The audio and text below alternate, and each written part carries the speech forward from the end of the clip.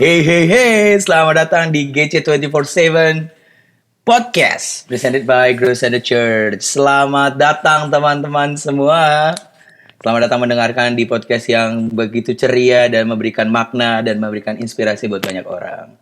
Balik lagi bersama gue Daniel dan teman gue Valdo. Yongkrai. Bagus banget suara lu ya. Tapi kali ini gue bukan jadi narasumber lagi ya. Iya dong. Semua orang tuh udah diberkati banget sama cerita lu yang kemarin, Do. Wow. Akhirnya tuh, iya benar-benar banyak teman-teman gue tuh akhirnya aware bahwa akhirnya mereka tuh berani untuk bilang bahwa nggak apa-apa untuk bilang mereka nggak oke gitu. Dan, nah, terus kemarin juga kan ada teman-teman kita sih nih yang dengerin podcast kita, terus dia ngerasa, wah iya ya, gitu ya. Gitu. Nah makanya ini kita undang nih. Iya benar-benar. Coba dipanggil dulu. Kita berdoa malam hari ini dia akan memberikan inspirasi juga buat orang lain. Iya. Suatu pressure ya. Nah, itu aja ada suaranya kan. Itu aja udah suaranya udah kedengeran ya. Hello, gue harus gini gak? Ho ho ho gitu. Kan lu hehehe nih. Harus gitu gak Del? Enggak dong, enggak. Mesti jadi diri sendiri karena Oke. Lu tuh tapi ini jangan terlalu pressure ya. Gue jangan jadi narasumber. Gue apa ya, sebagai teman ngobrol. Iya, kita mau denger ceritanya Visela aja dari pengalaman Visela. Agak kepo ya denger cerita Visela. Iya dong. Karena kan jadi, care is kepo ya. Nah, baru ngomong. Jadi gue ngomong. Jadi episode podcast kemarin lu dapet apa, Vis? Pengen banget dipuji ya. Tapi benar sih, podcastnya kemarin tuh memberkati gue, cie. Puji Tuhan ya. Jadi pas dengar Valdo sama lo ngomong, Nil, kayak gue jadi keingat. Karena dulu tuh gue juga sempat ada pengalaman ke konselor kan. Emang gak gampang sih ke konselor tuh, kayak butuh keberanian khusus, lumayan struggling juga. Gitu, makanya pas Valdo cerita, wah bener banget nih. Terus gue kayak langsung, kebetulan waktu itu meeting sama Valdo, terus kayak ngobrol dikit gitu, kayak seru nih, tambahin dong ngebahas tentang openness gitu. Karena zaman sekarang kayaknya orang-orang tuh banyak banget yang gak aware tentang openness itu, tentang keterbukaan. Gitu sih. Tapi memang menarik ya, di tengah-tengah masa-masa pandemi ini, selain ya banyak orang ngalamin goncangan finansial, goncangan di karirnya, goncangan di bisnisnya, dan menariknya hal yang paling dibutuhkan orang saat ini gue rasa adalah teman ngobrol. Betul. So, teman ngobrol di mana mereka bisa cerita apa yang mereka hadapin. Mungkin belum langsung dapet solusinya, tapi kayak paling nggak mereka tuh bisa keluarin apa yang menjadi tumpukan-tumpukan sampah dalam hati mereka, dan akhirnya mereka bisa lega gitu. Benar sih. Tapi masalahnya sekarang tuh nggak semua orang tahu kalau di hatinya tuh lagi banyak tumpukan sampah. Kadang-kadang mereka ngerasa sanggup aja gitu. Makanya sekarang ini, apalagi seminggu terakhir ya, banyak banget orang marah-marah kan. Banyak banget orang marah-marah, disuruh putar balik marah-marah, sama paket, orang kurir paket marah-marah, ibu-ibu bilang pinter, kebalikannya tapi. Orang disuruh putar balik marah-marah ya. Coba Fis, kamu putar balik. Tuh, ya kalau gue putar balik, kalau gue putar balik lagi di gang sempit ya gue parah sih. Ya, coba kamu putar balik. Soalnya kenapa tuh enggak? Karena kamu cakepnya kelewatan. Oh, ya. Mantap gak? Masuk gak? Mantap. Masuk banget. Puitis ya. Tadi istilahnya Valdo juga puitis banget, tumpukan sampah. Nah itu dari Daniel sih tapi tadi. Ya, gitu. Tapi benar. Jadi tuh awalnya gue ke konselor tuh gara-gara itu gue marah-marah. Jadi kayak gue bingung gitu. Kenapa kok suatu waktu ya lagi sore-sore gitu gue lagi depan TV, padahal lagi gak kerja nih. Ada suatu hal tiba-tiba yang bikin gue langsung sepaneng, terus gue marah-marah, terus gue ngechat orangnya tuh bertubi-tubi gitu loh. Lu ngerti gak sih, kayak chat yang terus-terusan gitu. Terus kayak gue marah-marah banget. Sampai satu titik terus gue pause bentar, terus gue nanya ke diri gue sendiri, kok gue kayak gini sih? Biasanya gue gak kayak gini deh, ini kenapa nih gue marah-marah kayak gini? Terus tiba-tiba gue mau nangis sendiri. Nah berawal dari situ tuh gue mulai kayak nyadar, ini kayak ada suatu hal yang gak benar, ini bukan gue seperti biasanya. Terus gue coba pause, nah kebetulan waktu itu di kantor gue lagi ada kayak campaign buat ke konselor kebetulan. Terus gue coba akhirnya.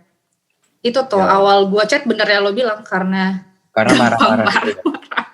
Oke. Tapi lu berat gak waktu itu untuk akhirnya buat keputusan untuk oke gue mau cerita?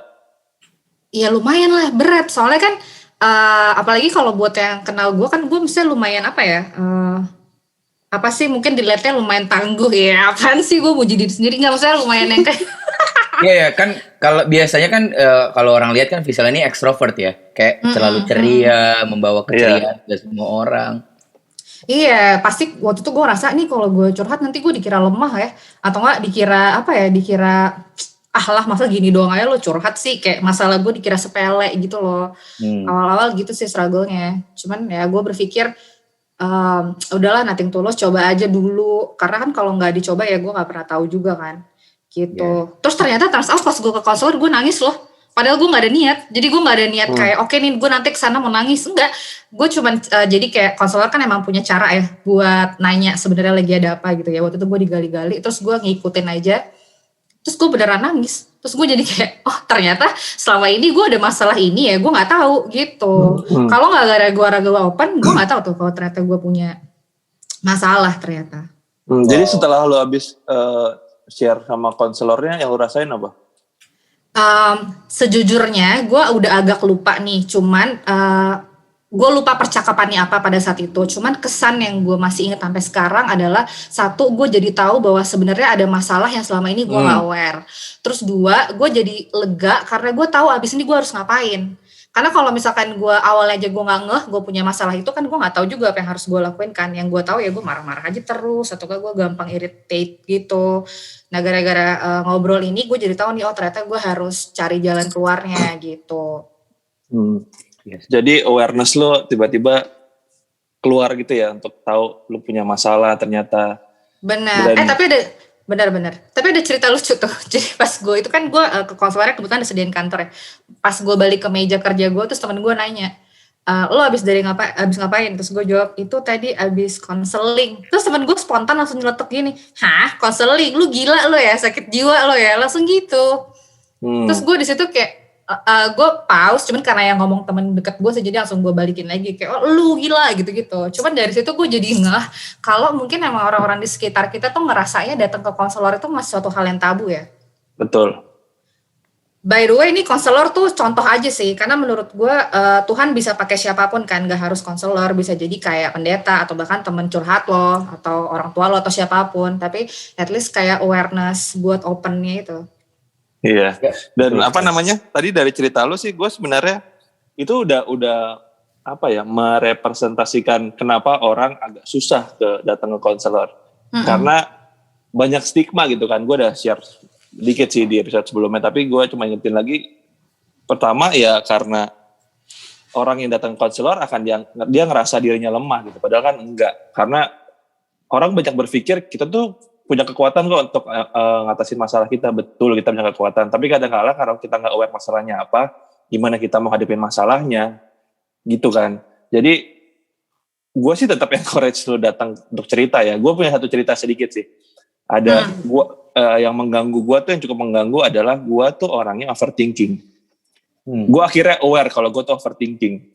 Overthinking tuh kayak mana nih? Bisa diceritain dulu nggak? Kayak overthinking gue tuh kayak... banyak mikirin banyak hal gitu. Jadi waktu untuk hal besar, hal kecil, apalagi kalau hal besar ya, hal kecil aja gue tuh bisa mikirin banget. Ini gimana ya? Ini dampaknya apa ya? Terus sampai mikirin nggak kadang-kadang semut tuh orang tuanya siapa gitu? Enggak sih, itu berlebihan, itu parah sih. Tapi maksud gue gini,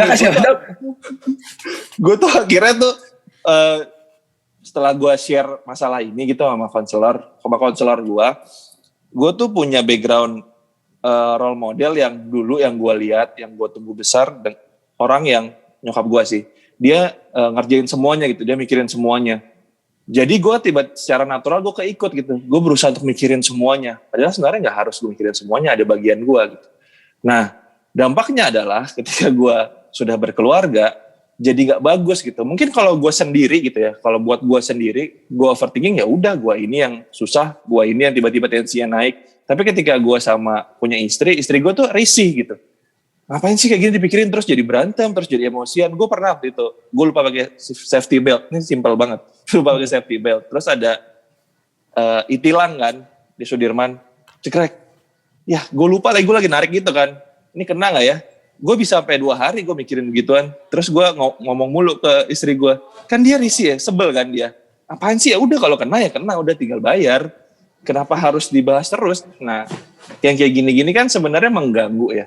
Kalau udah dampaknya ke orang lain tuh mengganggu sebenarnya. Kalau buat diri lu sendiri mungkin lu tidak sadar kalau itu mengganggu.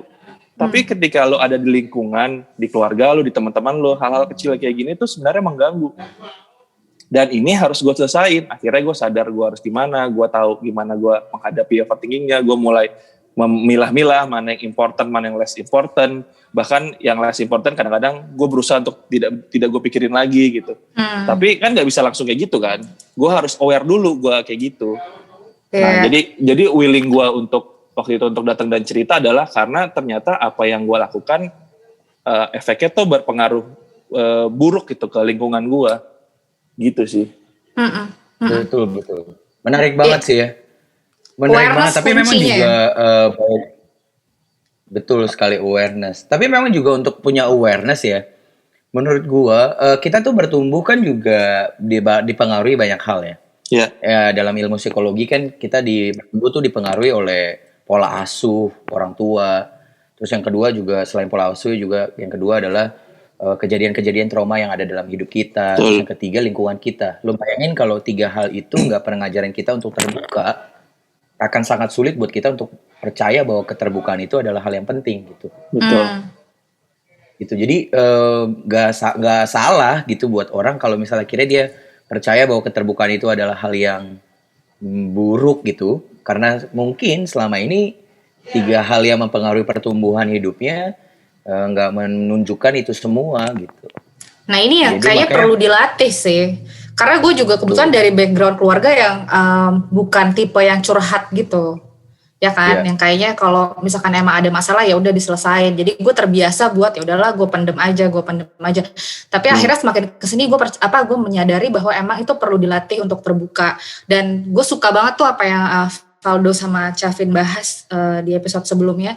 Justru orang-orang yang berani buat terbuka ini adalah orang-orang yang berani gitu. Jadi kalau misalkan ada stigma yang bilang lemah, enggak, justru dia yang berani gitu. Karena untuk mengakui apa yang lagi lo alamin, hal-hal yang gak enak itu kan butuh jiwa yang besar ya, butuh keberanian. Bahkan untuk mulai cerita dari awal aja itu suatu hal yang gak gampang. Betul. Dan juga mungkin kenapa orang gak berani, karena menurut mereka tuh menganggap sepele masalahnya. Padahal sebenarnya gue, kalau boleh gue kasih tahu ya di podcast ini bahwa nggak ada masalah yang terlalu sepele menurut gue sih. Iya. Ya benar-benar. Dalam hidup ini ya kalau once nggak ada masalah yang terlalu sepele gitu. Karena kalau kita ngerti ini akhirnya kita berani juga percaya untuk menyelesaikan masalahnya gitu. Bukan kayak udahlah lewat aja. Itu bayangin kalau lu sekali lewat, kalau lu menganggap sepele masalah saat yang pertama, terus lu tumpuk, terus datang masalah kedua, udahlah sini sepele, ditumpuk lagi, nanti ketiga, bayangin sampai tumpukan ke 10, tumpukan ke 20, tumpukan ke 100, terus sampai tiba-tiba akhirnya lu udah gak tahan lagi, meledak, terus akhirnya lu bisa depresi, dan itu yang menimbulkan hal-hal yang lebih parah kan. Yes, jangan sampai makanya.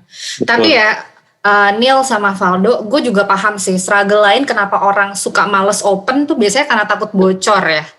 Nah, iya kan, maksudnya kayak dia cerita ke nggak gampang gitu zaman sekarang kan lu cerita ke siapa terus benar-benar dijaga rahasianya gitu sih. Jadi waktu itu juga ini nih salah satu yang kenapa gue suka males cerita, gue pendem aja karena gue suka nggak percaya, apalagi orang-orang yang mungkin punya trust issue kan. Jadi kayak ini gue mau cerita ke siapa ya? Jadi akhirnya udahlah pendem aja gitu sih.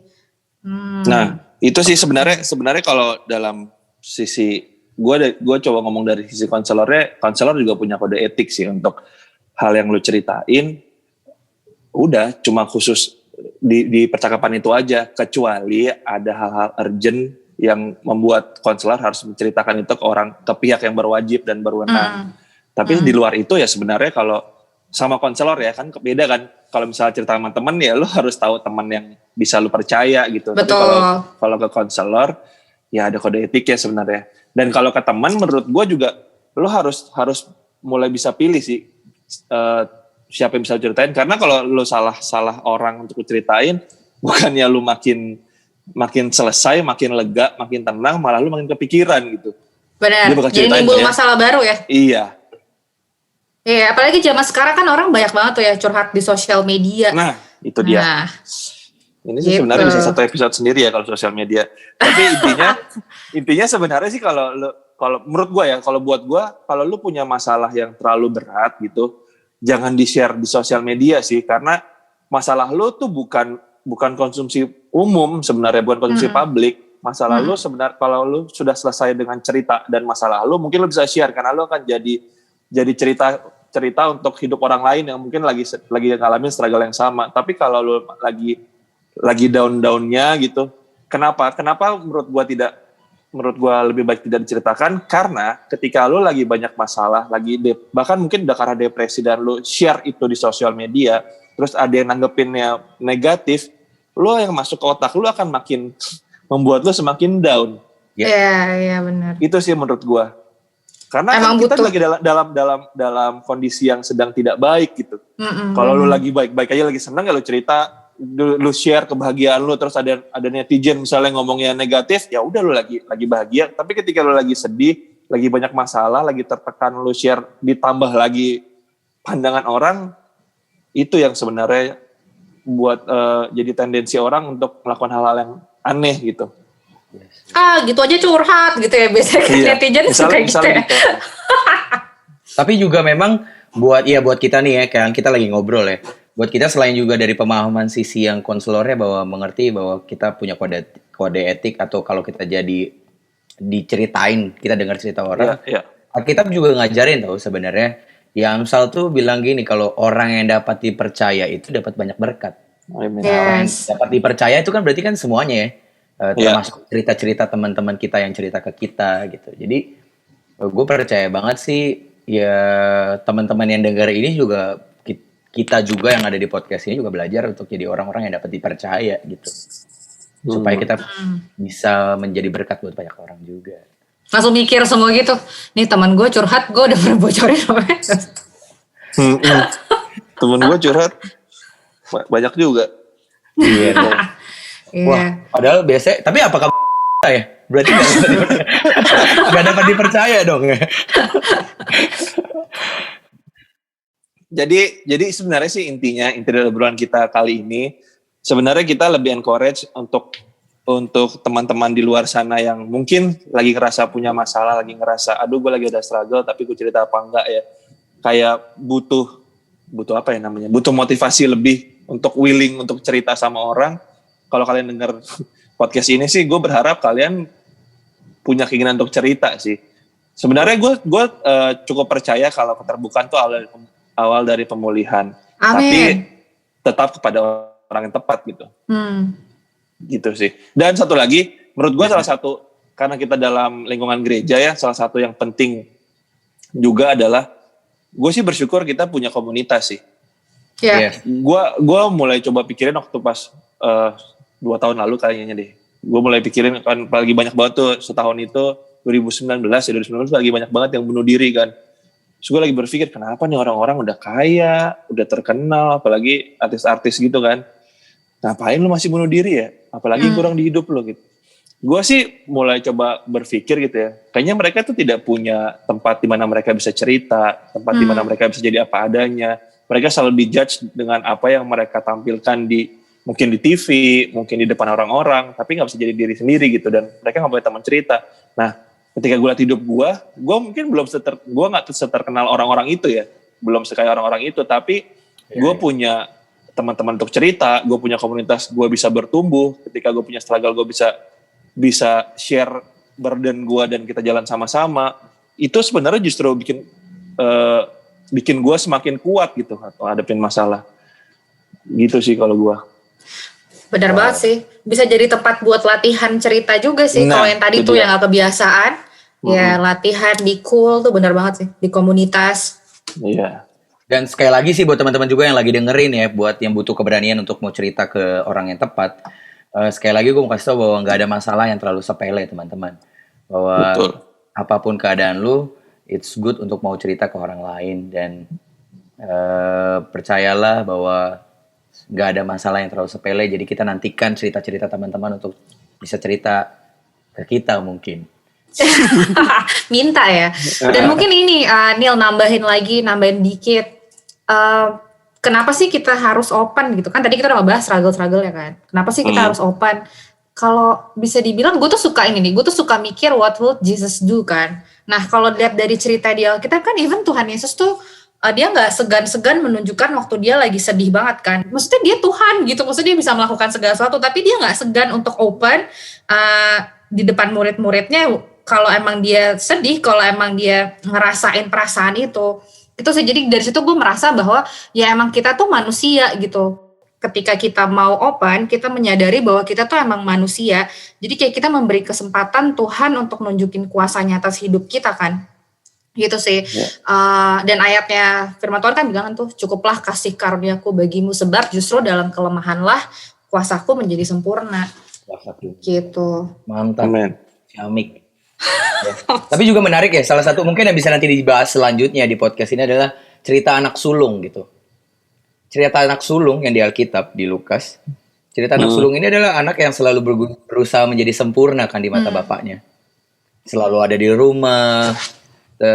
rumah, melakukan semua yang bapaknya mau. Tapi ternyata dia lah melakukan semuanya bukan untuk bapaknya, tapi untuk menutupi keaslian dirinya. Gitu.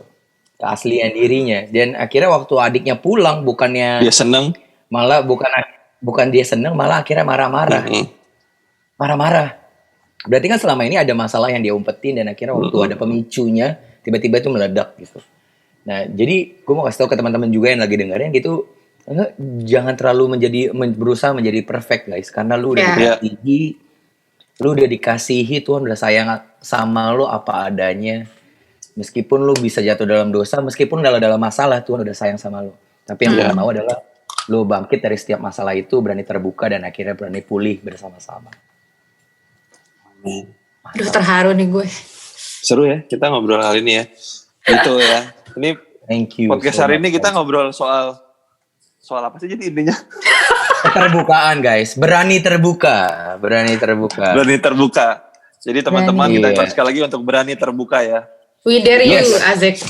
Yoi, it's okay untuk cerita. It's okay to be open. Cielah. Wah, ditambahin ya, bener juga. Itu judulnya ntar ya. Iya benar. It's okay to be open. Yoi. Ya kalau tadi Daniel bilang nggak ada masalah yang terlalu kecil, sebenarnya juga nggak ada masalah yang terlalu besar untuk diselesaikan. Masalahnya kitanya itu mau nggak untuk terbuka. Gimana orang lain mau tolong kita kalau kitanya nggak mau terbuka, dan kadang-kala kita tuh ngerasa sanggup dan nggak mau ditolong gitu. Gitu aja. Ada lagi yang mau tambahin? Udah kayaknya dari gue sih. Ya, gue udah terharu nih gue dengernya. Yoi. Tuhan. Semoga setelah ini kita mau dengar cerita-cerita orang-orang yang terharu kayak Visela ya. Betul. Dan semoga podcast kali ini menginspirasi teman-teman semua di luar sana untuk berani terbuka dan mau bertumbuh bersama-sama dengan Yesus Kristus tentunya. Amin. Dah. So, thank you ya semuanya. Daniel pamit. Thank you. Valdo pamit. Visela pamit. Thank you. Dadah. Bye. Bye. God bless.